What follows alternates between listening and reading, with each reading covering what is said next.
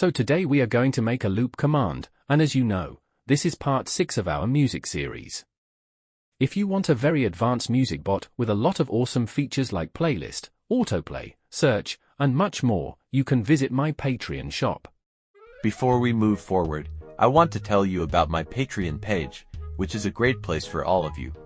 On my Patreon, you'll get access to the source code for all my YouTube series and videos, available for just $5 or $10, it's up to you to choose.